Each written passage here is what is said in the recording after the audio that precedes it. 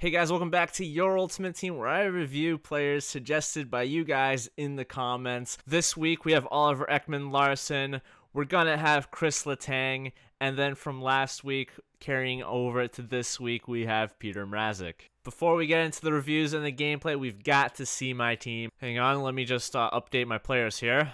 Oh, I already had a Chris Letang? I just spent 15k for no reason? Well, that's just lovely. But here's what the team looks like. We made a bunch of upgrades so we can have the silky smooth and thread the needle synergies activated both at the same time. Everything else doesn't really matter as much. Silver guy with 2S is the backup goalie. So here we are, still 9-0. Heading into Season 3, Division 8. We gotta win 5 games to get ourselves that division title. Also notice I haven't done playoffs yet.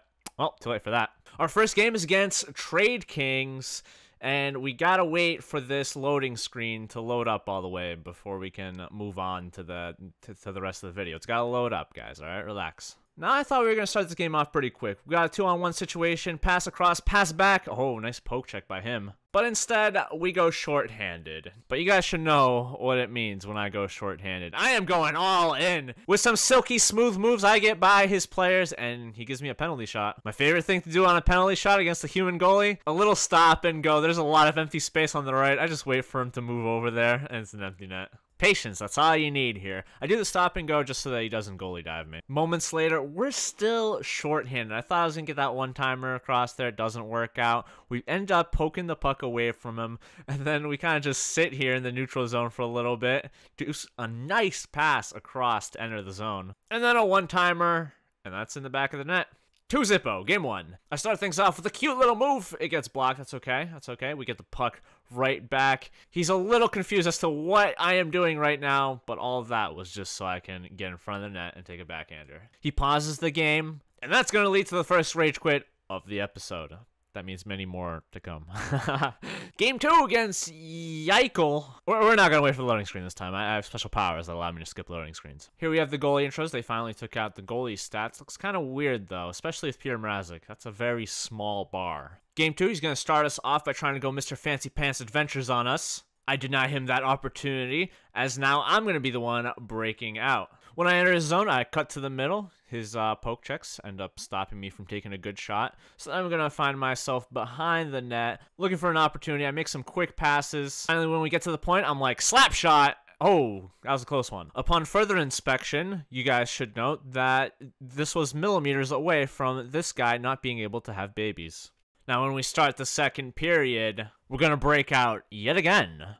This time, McDavid has the puck, does a nice little half spin, passes it across, do a little move. Oh no, didn't score. Because McDavid has the puck right now in no man's land. And McDavid, you just ran a stop sign. What are you doing? You collide head on with my guy, and my guy just wrecks you. In his zone, looking for an opportunity, pass it back to the point yet again. This looks familiar. No, not quite the same. What? What just happened? Larkin, did you really just miss that empty net? Wait a second. We're gonna need an instant replay on the instant replay. Larkin, are you doing the El Tornado right now? The one that was promoted on the EA Sports NHL page because FIFA recently added spins to their games or something? I think Larkin's El Tornado is better, honestly. All right, back to the game. We take away a dangerous opportunity in front of the net, and we thought we were gonna get that, and we didn't. And he ends up scoring because of that. Okay. Yeah, no, that's fine. That's fine. Let me just do this D-to-D one-timer. Okay, didn't score. That's okay. He gets a player stuck behind his goalie, so I steal the puck from him and then shoot an easy one-timer. Kyle Turris being the hero that ties it up, but we need to see an instant replay. This time, the game way won. Man, he screwed himself there. He, however, gets this nice opportunity here as I am not able to take away that passing lane, but he isn't able to get the one-timer. When he's trying to break out, I stop that pass, and then look at this sexy move. Whoosh! Go right by him, and then, how dare you use that move against me? And then right after, along the boards, he goes for the hip check. I am convinced this guy has seen my latest video on playing defense. So at this point, I'm like, okay, gotta try a little bit harder, you know, 3 minutes left in the game, can't lose it now. So this entire 3-minute period, or I guess time frame, is just gonna be me in his zone, just kind of dominating, but mostly just making him nervous. Here I have a good opportunity to go for a forehand shot. doesn't work out. Here I try to go for the sweep deke, but I think he ends up poking me, or the goalie just ends up being a little bit more aggressive than usual. I go for a one-timer here. Nothing. He finally gets the puck and gets it out of his zone until I take it right back to go right back into his zone. I try to do a little forehand breakaway move, but I was a little too far away for that. And then last 30 seconds, we got to set up one more good shot. Or shot. I don't know why I just said shop. Set up a good shop. Okay. Anyway, we find ourselves behind the net again. And passing it around, I see an open man on the top right. We interrupt our program to bring you this important message. Hey guys, my name is Brianstormed. I figure you guys would want maybe like a commercial break or something. And I thought it was a good time for a review. Since we have two defensemen, they haven't really scored for me in this series, so we have to find a way to make this review seamless. Chris Letang is up first. His cost, anywhere between 15K to 17K as of September 29th, 2017. Offense-wise, look at that accuracy. Yikes. Don't expect him to score too many goals, but he does have a lot of power on his shot, and his offensive awareness is very high, so he'll be in the right places in the offensive zone. His passing and his puck control are pretty amazing as well. He's also in the top 20 base gold cards in endurance, so he'll be out there for a while. Because of that, I'm going to give his offense a 7 out of 10, if only he had a better shot. And that's kind of like the main part of offense, so that's why a lot of points got taken off there. For defense, on defense, what do I look for? I look to see if he has a big body, if he's fast, if he has high defensive awareness, and if he has a good stick check. His body, it's about average. He cut his hair recently. I mean, I really liked him with longer hair. Yeah. What he said. For an 86 overall, he's pretty fast, as his skating is 88. No, not that number in the bottom left. Acceleration and speed, 88. He's got really good defensive awareness, 91. And he can poke check pretty well as well, with an 89 in that. I'm going to give him an 8.8 out of 10 for defense, because all those stats kind of circle around that area. If he was a bigger body, I'd probably give him an even higher rating. And now, the most important thing about Chris Letang is actually his synergy. He is one of 4 gold rare base gold card players, that's right, that's what he is, who have the Silky Smooth synergy. Your next upgrade after Letang would be Doughty for over 100K. And that's why he's pivotal to be on any team that wants to activate Silky Smooth and maybe even thread the needle. So I gotta give him 10 out of 10 for synergies, and I definitely recommend him. You guys remember this game? Yeah, I didn't score on that one-timer. Sorry if it seemed like I was going to. We end up entering overtime, and he looked really lost and confused in OT. I get that one-timer. Usually goes in, didn't this time. That's okay. Pass it around the boards. He has 2 people chasing after me. I get this puck, go in by myself, pass it around. Oh my god, these passes. And I didn't score on that one. I should have shot right and I shot left. Then with all the pressure on him, he ends up getting this puck out not properly. I stick lift him. He stick lifts me back. That's a penalty. So now it's a 4-on-3 in OT. Now when we're going in, he takes away my passing lane, but doesn't take away the breakaway lane. We finally end that game, 2-1. Jeez, 27 shots against him. 11 minutes time on attack almost. We can finally head to game 3 against Jagerbombs. That's a cereal, right? That's gotta be a cereal. Jaeger gives me the bomb right off the bat with that one-timer. I'm like, okay. He covers this puck up. No, he doesn't! Wait a second, why are we still playing? The goal horn and everything went off. What just happened? Empty net, McKinnon, no. Okay, that's fine. Should have been 1-1, but it's not. So, we're gonna enter a zone and make sure it's 1-1 with that. Pretty nice play, actually. Win the face-off right after to a little spin by waiting him out, and then we enter the zone again. And a one-time, oh no. That one didn't go through.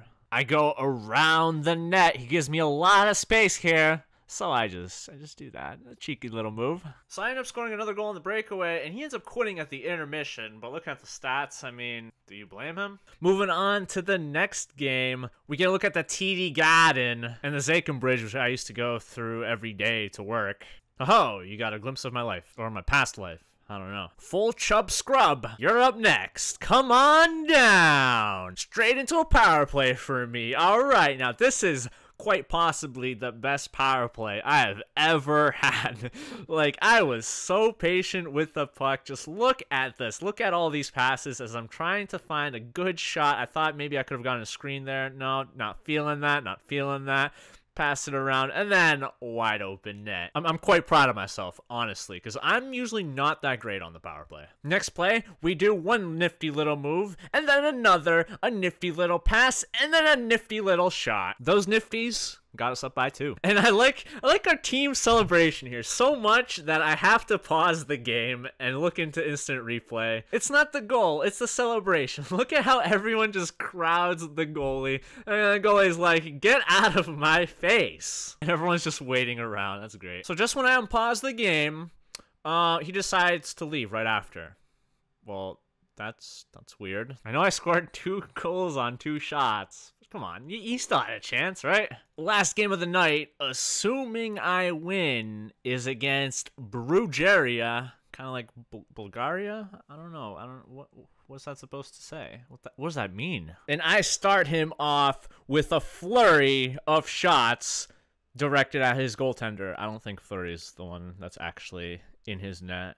But man, lots of shots, lots of saves for him. And then I decide he needs to take a break, so I go back into the neutral zone. 13 minutes left in the first period, or 7 minutes have gone by in the first period. Some nice defense from him starting off, and then my forecheck comes into play as I go in for this cross-crease one-timer, and it's just nothing but net. So here, my boy Mrazek makes a nice poke check off of this one-timer. Let's see that one more time. I found out this wasn't me who ended up poking the puck, so that's why we got to give our boy credit. And at this time, I think it's time for another review. Mrazek's one of those budget cards. 83 overall, he's going to go for 1K or less even. It's been 2 weeks that I've been playing with him, but it's kind of hard to judge him when my opponents aren't really taking good shots on me. Some of them aren't even taking any shots. So I'm just going to base it off of the games that I have played with him. From what I've noticed, Mrazek stops a lot of the shots that have no business in going in. Occasionally he'll let something stupid in, but I think he's pretty solid there. We're going to say he's 8 out of 10 for saving garbage. When it comes to those high percentage shots, which as the name implies, you shouldn't be able to save them that often. This is where I feel like Mrazek is not the Mrazek from last year. Save stuff he shouldn't save, which kind of sounds like saves garbage, but it's not. He'll occasionally bail you out, and I even had a clip that I couldn't find of him doing that to me in one of the games. But don't expect him to. Not like the case where I had an empty net with McKinnon and Henrik Lundqvist ended up like saving that. Like that was just crazy. From what I saw, he looked really bad from the long distance shots that are coming from the point from the defenseman. Like I said last week, he plays really far out of his net in cases like those, so don't expect him to save too much there. He looked pretty decent on one-timers, though you saw from the earlier clips that he did let in a few, but that's still better than letting in all of them, you know? I didn't have anyone shoot low against me to cause rebounds. I can't really think of a time where he actually gave up some juicy rebounds, so we'll put him as an A there. And out of all the breakaways I gave up, I don't think he saved any of them. So I don't think he's a great goalie to have on his own on the breakaway. Finally, we have synergies. He's got silky smooth, and that's as good as it's going to get for a gold goalie. So he's 10 out of 10 there. Back to the game against this Buffalo guy off the faceoff. I go for the one-timer. Looks like it's going in, but no, his player actually ends up saving him. In my zone, I have to admit to you guys right now, he wrecked me pretty badly. He made a nice pass there, and then he's going to make another pass across, and I could not stop that. Props to him for that play, and as soon as he scored that goal, I'm like, okay, I got to get myself into this game as I go in with the one-timer behind the back. Oh, that was lovely. Speaking of breakaways and Mrazek, this is what you can expect. Him not to make the save. I gave that one up, but it's okay because we're short-handed. And look at how much space he gives me right here. That's an easy short side goal. Don't do what he just did. And don't do what I just did, giving him that one-timer. Late in the third period, I do some nice moves, but I don't shoot. Damn it. There was a wide open net on the left, and I did not shoot. Even later in the third period, just a nice, simple cross-crease one-timer. Even later in the third period, Just a nice, simple cross-grease one-timer. And that will do it. That is 14 wins in a row. We get promoted to Division 7, winning the Division 7 or 8 title. Yeah, 8, not 7. That's next week. I'm getting ahead of myself. Another pretty dominating performance from what we see here on the stats. Now we're going to open this pack. Let's see what's inside a Division 8 title rewards pack. You guys wanted pack openings on this channel. Well, here you go, a bronze contract. Oh, and it's some bronze dude, gold healing, and a silver collectible, which I guess is okay. But before we can end this episode, we still have a fine Swedish defenseman meatball to review. As of September 29th, he's cheaper than Letang, going for 11 to 14,000 coins. He's 2 inches bigger than Letang, but who am I to judge, you know? Offensively, all of his stats are better than Letang's, at least the relevant ones, because who cares about, like, hand-eye? Why do you need hand-eye on a defenseman? Does that help with, like, being able to stop the opponent from clearing the puck? I don't know. So I'm going to give him an 8.5 on offense. He can actually shoot the puck, so he's really useful there. On defense, he has worse defensive stats than Letang, including the all-elusive poise. But he has 1 blip faster in speed, but he's got really good agility and discipline. So I'll peg him down a little bit on defense, but the 2 inches in height really kind of makes a difference. Finally, his synergy, clutch player, that's a mid-tier synergy, and it's probably the reason why he costs 3,000 to 4,000 less than Letang. Ekman-Larsson's a great player if you're not looking at synergies, but if you are looking at synergies and you don't want clutch player activated, then he's not going to be of much use to you. There you have it, guys. If you want me to review a player of your choice, all you gotta do is let me know in the comments below, and I'll see you next week as we tackle Division 7.